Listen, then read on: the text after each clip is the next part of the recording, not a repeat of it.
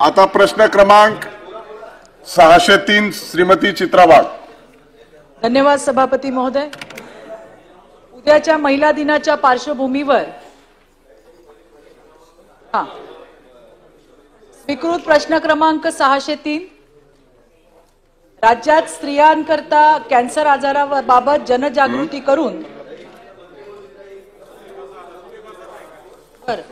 छापल्याप्रमाणे राज्यात स्त्रियांकरता कॅन्सर आजाराबाबत जनजागृती करून प्रतिबंधासाठी मोफत लसीकरण उपलब्ध करू देण्याबाबत सभापती महोदय हा अत्यंत महिला आणि फक्त महिला नाही तर मुलींसाठी सुद्धा अतिशय महत्त्वाचा असा प्रश्न आहे। तुम्ही जर मागच्या 10-15 वर्षांमध्ये पाहिलं असेल तर त्या ठिकाणी महिलांना गर्भाशयाच्या मुखाचा कॅन्सर ज्याला सर्व्हायकल कॅन्सर म्हणतात आणि स्तनांचा कॅन्सर। ताई 5 मिनिटं बाकी आहेत, आपल्याला प्रश्नाचं उत्तर हवंय, त्यामुळे थोडक्यात मांडे विषय महत्त्वाचा टू द पॉइंट। स्तनांचा कॅन्सर ही व्याधी मोठ्या प्रमाणात वाढत चालली आहे। याला कुठलं वयाचं बंधन पण राहिलेलं नाहीये। 12-15 वर्षांच्या मुली, 17 वर्षांच्या मुली यांच्यावरती सुद्धा आपण जर बघितलं तर स्तनांच्या कॅन्सरचा प्रादुर्भाव वाढताना दिसतोय। याची कारणं अनेक आहेत, परंतु निसर्गाचं चक्र सुद्धा बदललंय।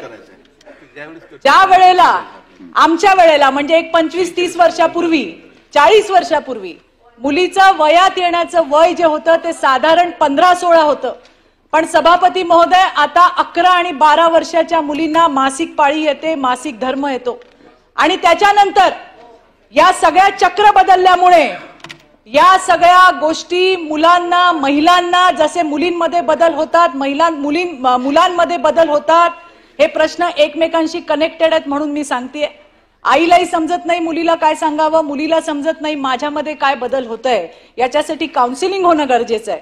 या कॅन्सरचा जो गर्भाशयाच्या मुखाचा कॅन्सर आहे याचा थेट संबंध हा स्वच्छतागृहांशी येतोय। याचा थेट संबंध गर्भाशयाच्या महिलांच्या मासिक पाळीच्या वेळेला स्वच्छतेच्या वेळेला होतं।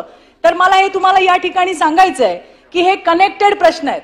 आपल्याकडे मासिक पाळी याच्यावर बोललं जात नाही, त्याला टॅबू समजला जातो आणि अजूनही महाराष्ट्रामध्ये मासिक पाळी, सॅनिटरी पॅड याच्यावरती कुठेही जनजागृती जी आणखीन प्रभावीपणे व्हायला हवी ती होताना आपल्याला दिसत नाहीये। आणि त्यामुळे जगभरामध्ये जितक्या महिला गर्भाशयाच्या मुखाच्या कॅन्सरने म्हणजे सर्व्हायकल कॅन्सरने मरतात त्यामध्ये सगळ्यात जास्त महिला या आपल्या देशातल्या भारत देशातल्या मरतात। आणि म्हणून मला विनंती करायची या सभागृहाला की सॅनिटरी पॅड जर सरकार देत असेल तर फक्त द्यायचं म्हणून देऊ नये, चांगल्या पद्धतीचे द्यावे, कमर्शियल सॅनिटरी पॅड त्या ठिकाणी द्यावे, कारण त्याचा थेट संबंध महिलांच्या आणि मुलींच्या कॉन्फिडन्सशी आहे सभापती महोदय। आणि त्यामुळे मला असं वाटतंय की यामध्ये महिलांना चांगले सॅनिटरी पॅड देणं गरजेचं आहे, त्यांना आपल्या मासिक पाळीमध्ये स्वच्छता कशी ठेवावी याच्यावरती मार्गदर्शन होणं गरजेचं आहे, याची चांगली जनजागृती होणं गरजेचं आहे। स्वच्छतागृह नियमाप्रमाणे आपल्याला दिसतात, पण पाण्याचे, स्वच्छतेचे दरवाजे, खिडक्या सगळं दुर्लक्षित आहे। त्याच्यामुळे असल्या स्वच्छतागृहांचे जरी विषयांतर होत असेल पण गर्भाशयाच्या मुखाचा कॅन्सर आणि स्वच्छतागृह यांचा थेट संबंध आहे, त्याचं सोशल ऑडिट सुद्धा होणं अतिशय गरजेचं आहे। मला या ठिकाणी देशाचे यशस्वी प्रधानमंत्री मोदीजी, केंद्रीय वित्त मंत्री निर्मला सीतारामनजी यांचं अभिनंदन सुद्धा करायचं आहे, कारण कॅन्सर औषधांवरती इम्पोर्ट ड्युटी त्यांनी कमी केली आहे, त्याचा जीएसटी 12% 5% कमी केलाय, औषधांवरची कस्टम ड्युटी सुद्धा माफ केली आहे। आणि त्यामुळे माझं राज्य शासनाला हे निवेदन आहे की गरीब आणि मध्यम वर्गीयांना सर्व्हायकल कॅन्सर याची कॅन्सरची जी औषधं आहेत ती मोफत देण्यात यावी। ज्याचा उल्लेख मी केला की स्तनांचा कॅन्सर, हा स्तनांच्या कॅन्सरसाठी मॅमोग्राफी, प्रश्न विचारा, स्तनांच्या कॅन्सरसाठी मॅमोग्राफी ही आपण त्या ठिकाणी देणार आहात का?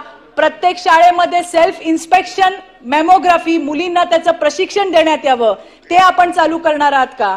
ज्या पद्धतीने केंद्र सरकारने कॅन्सरची औषधं ही कमी दरामध्ये उपलब्ध करून देण्यात आलेली आहेत त्याच धर्तीवरती आपलं महाराष्ट्राचं शासन हे गरीब आणि मध्यम वर्गीयांना कॅन्सरची औषधं मोफत त्या ठिकाणी देणार आहे का? हा माझा प्रश्न आहे। धन्यवाद सभापती महोदय। मंत्री महोदय.